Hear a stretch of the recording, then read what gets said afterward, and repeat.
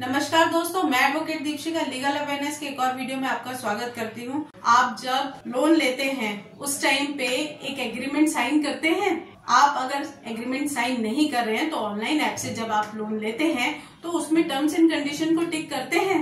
उसी के अंदर एक क्लॉज होता है आर्बिट्रेशन का, और उस आर्बिट्रेशन क्लॉज के तहत बैंक आपके ऊपर एक सिविल प्रोसीडिंग करते हुए आर्बिट्रेशन करने की प्रक्रिया स्टार्ट करती है, जिसमें उसको सबसे पहले लीगल नोटिस भेजने पड़ते हैं। आपको पहले से बताना होता है कि कितना आउटस्टैंडिंग है, रिकॉल नोटिस, डिमांड नोटिस, और जितने ये जो नोटिस आते हैं उनके जरिए आपको बताते हैं। ये एक प्रोसीजर होता है, वो प्रोसीजर फॉलो करते हैं।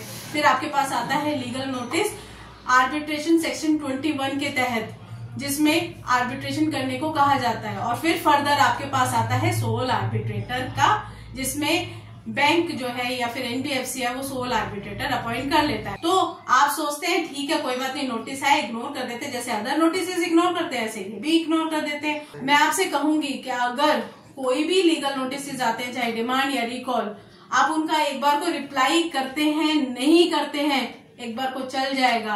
आप उनको पर्सनली भी रिप्लाई कर सकते हैं, खुद से भी रिप्लाई कर सकते हैं। बट अगर आर्बिट्रेशन का आपके पास नोटिस आता है तो उसका ऑब्जेक्शन जरूर करें, क्योंकि अगर आप ऑब्जेक्शन नहीं करते हैं तो आपकी कंसेंट मान ली जाती है। और आपको शायद नहीं पता कि जो भी आर्बिट्रेटर, सोल आर्बिट्रेटर अपॉइंट हुआ है, अगर उसके द्वारा आर्बिट्रल अवार्ड पास हो जाता है तो उसको आप कैंसिल भी नहीं करा सकते अगर आपने अपना ऑब्जेक्शन नहीं दर्ज कराया। अगर आप कैंसिल कराने जाते भी हैं तो भी आपको बहुत प्रॉब्लम फेस करनी पड़ती है।